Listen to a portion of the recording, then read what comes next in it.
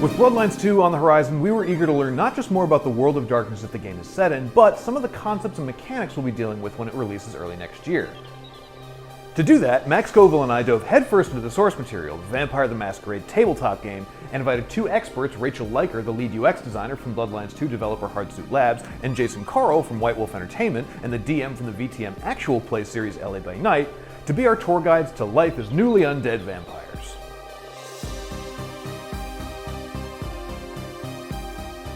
So, in Vampire the Masquerade, you are the monster. You are the vampire trying to survive in a very difficult hidden world right underneath our very noses. And what is the one thing that we know from all vampire books, graphic novels, and movies that vampires need? Blood. Same.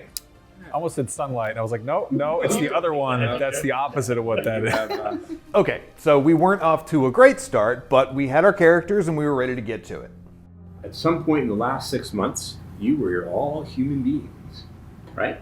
Yep. You got up in the morning, you brushed your teeth, you had coffee, you went to work, or you went to school, or maybe you didn't. Maybe you were looking for a job. Maybe you were on an adventure in your life. But at some point in the last 6 months, that stopped, and you became a vampire. So let's talk a little bit about who you are, and what you're doing. I'm playing Francis Cunningham, better known to the 3 or 4 people who follow him on YouTube as Vash the Magnificent.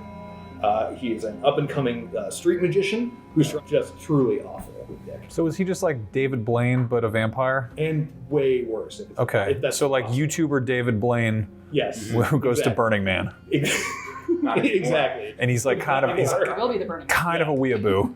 Anyways, who are you, Max? I'm Jim. I'm a tattoo artist, divorced. Drive a Honda. It's a Civic hybrid, but we call it the Judas Prius because it's kind of beat up. Yeah, been a tattoo artist for a little while now. I got a place in the Fillmore. You know, just trying to sort of keep a low profile, but yeah. But I'm a toreador, so I'm sort of artistic and I guess theatrical, but not that much. And who are you, Rachel? I am Nico, the Bruja Wanderer, we'll say. Okay. She is Mysterious. all bark and also all bite. Okay. All right. You're fledgling vampires. You haven't been vampires for very long. You're still learning the ropes. You have been turned or embraced, as they say in the vampire world, fairly recently. Let's say within the last 6 months. Once we'd established that, we got into the game. The big takeaway was that Vampire is less an RPG about fighting other monsters, though there's plenty of that to be sure.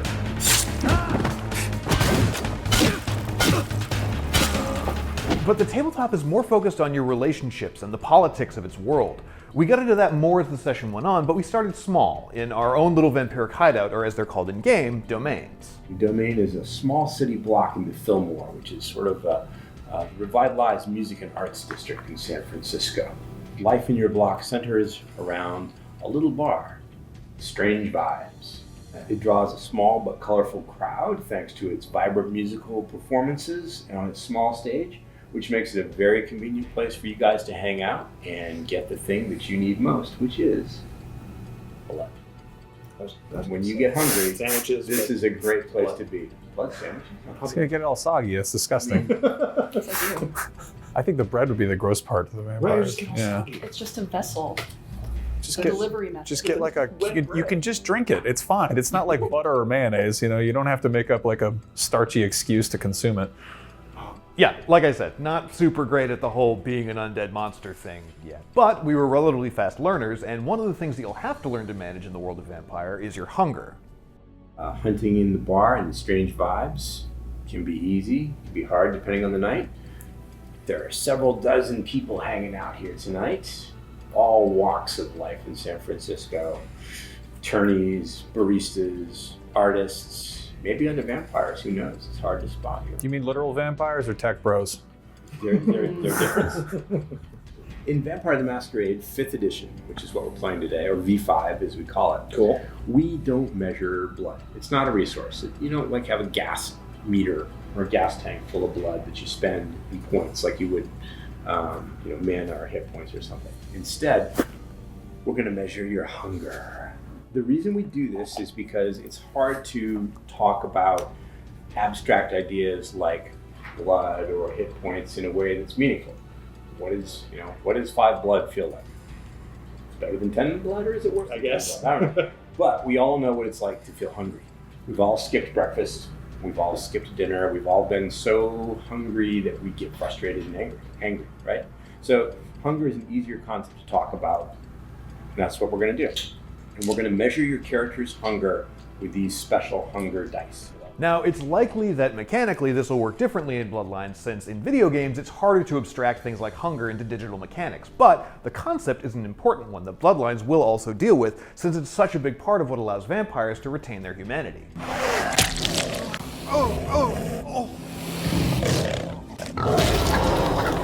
Notice there's no hunger dice in front of you at the moment. So you're full. You have fed on tasty blood. Okay. You're all good at this.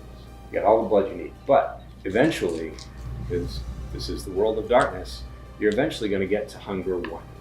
So you put 1 red die in front of you. Gotcha. And now you're a little hungry. You could eat.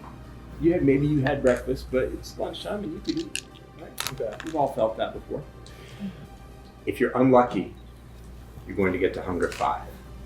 Hunger 5 is anything that you are not doing in service of getting blood right now will be done at a disadvantage, and you will risk frenzy. And that's when the vampire loses control and decides to eat pretty much whoever's in front of him. Okay. Not a fun time. Not a fun time. Good to at know. all. And the reason that you lose control is because inside every vampire is a beast, an animating force that drives you forward and that is responsible for your vampiric nature. Yeah. If you act like a beast, if you let your beast run free, if you engage in needless cruelty, if you allow yourself to be too vampiric, you can stain your soul. You can injure your humanity. Of course, what would an RPG be without missions or jobs? Wet work. I forgot we were talking about blood. This is a much nicer conversation. Things that provide a chance to get out in the world and wreak havoc or prevent trouble. You're joined by a stranger. Because all the best stories start with a stranger, right? Hopefully. Well, But also all the worst ones. Oh yeah, I hope it's not one of those. A stranger's just a friend you haven't made yet. And without asking your permission, he sits at your booth. Excuse me. That's weird. Hey, I'm Harrington. Sorry, it's okay if I sit down, thanks. Busy? Well, we're just hanging, but like with ourselves, kind of. By ourselves. Yeah, that's the one. That's it. So you want me to leave? Correct. Yeah. We'll get to that. Is there like a secret vampire handshake or anything, or always? That's a great question, actually. Remember that you haven't been vampires very long, so you're not sure. You're not even sure who's who in the city amongst your kind. But now that you mention it, if you want to check, there are some signs you can look for. You know that you don't breathe. Mm-hmm. You know that you don't blink unless you remember to, because you're not alive anymore. So, and you know that you don't really have blood circulating around you. So if you want to check him out and see if he's one of you, you can give that a try. So let's build a dice pool for Jim, or anybody else who wants to scope this guy out. Okay. So I grab one for awareness. If I've got one, okay. Don't roll yet. Okay. Now, your hunger dice. You're both at 2 hunger. So put the hunger dice in your pool and take out a number of black dice equal to your hunger. I still think I'm going to do okay. I think your odds are good, but you never know. You never know. I don't like Jim's odds here. This isn't great. Oh, no. All right, so we got. Actually, that's great. Look at you. Look at all those successes. Both of you did great. Oh, okay, great. No, you're fantastic. Never mind, it all worked out. Everything's fine. Yeah. Dude, I think he's a vampire. So not so loud. It turns out our new friend had a job for us, and it had to do with another of Bloodlines' key mechanics, resonance. The blood that you drink gives you buffs depending on the emotion that the mortal is feeling. A mortal who is afraid is experiencing fear gives you a certain kind of buff, and a mortal who's in love gives you a different kind of buff, or a mortal who's sad gives you something else. Cool. So sometimes you're going to hunt for a specific kind of blood. because you want that particular kind of boost from someone who feels Right. afraid or is in love. So, all right, here's what I want you to do. I got a client, one of us, and this client has their eye on a particular person. This person's, shall we say, essence is super tasty to my client. And for reasons that my client prefers not to explain, they can't go get this person themselves. So they ask me. I don't want to do it either. So I'm asking you. I want you to go get this person. I want you to bring this person back to me alive. And in return, I will share in the reward that my client is giving me. So what's the story with this guy? This target? Yeah, Tony Novak. Tony is a what you call a club photographer. Takes pictures of concerts and music acts at various venues. And tonight, Tony's going to be at what I hear is an illegal rave over in the Tenderloin. What's the catch? The catch is, all right, let me put it this: there are other parties interested in Mr. Tony Novak who might also be looking to score. Think of it like a heist movie. Of course, before we could commence Operation Blood Heist, Max and I had to take care of the lingering hunger we started the game with. You always have the option of hunting for blood and getting the temporary buffs you get from feeding. Yeah, so Francis / Vash's whole thing is that he finds repeat customers who are into the magic enough to be let in on the secret, who are super cool and definitely not going to tell them. And who are no risk to the masquerade whatsoever. No. Yeah, who would believe it anyway? Oh, of course. Okay. You've basically described how you're going to go about your getting blood. Yeah. Your hunt, as it were. Mm-hmm. And you're going to essentially invite this person to see some magic tricks, and you're going to try to persuade them to give you blood. Yes. Right? All right. Here's how to do it. We're going to distill that down to one roll. Okay. And the roll is manipulation. All right. Plus your persuasion. Okay. Damn. And again.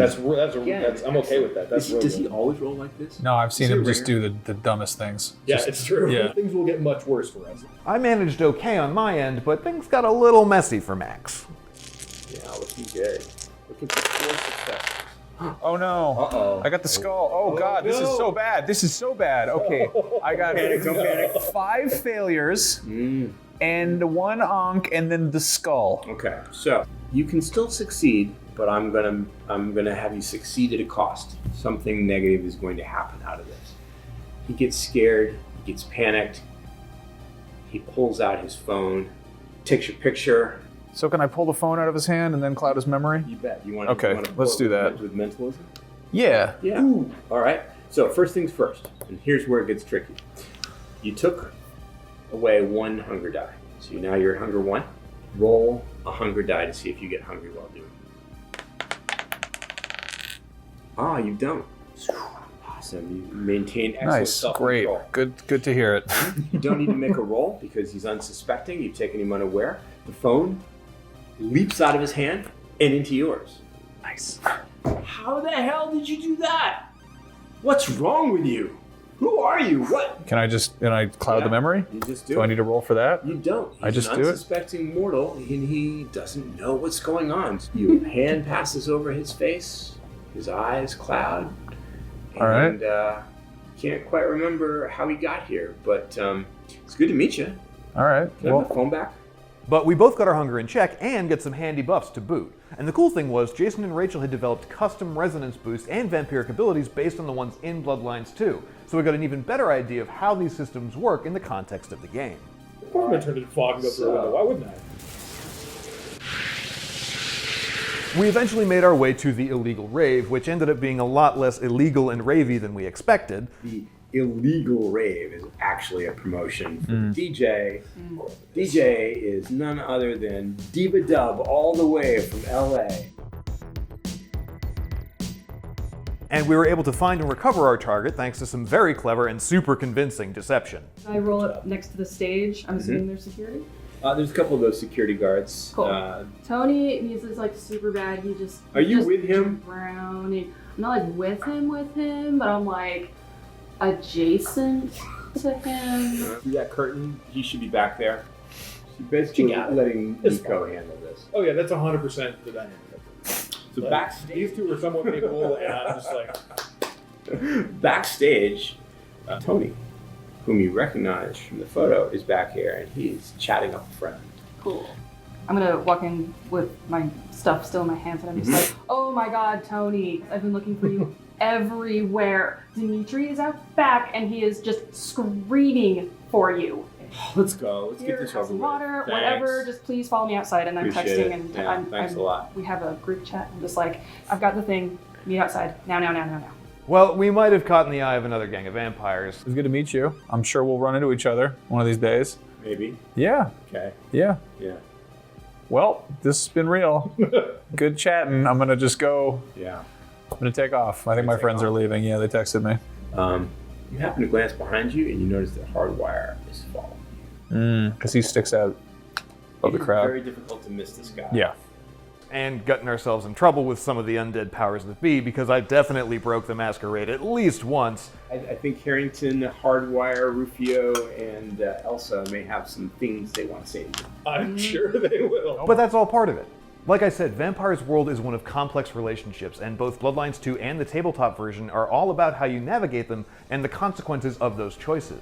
Of course, there was so much more in our play session of Vampire that we had to cut for time, but you can and totally should watch the full thing right here on IGN, or download it from the link below to listen to it like a podcast if that's more your speed. We also get the rules that Jason and Rachel homebrewed for the session if you want to try a Bloodlines-inspired version of VTM for yourself.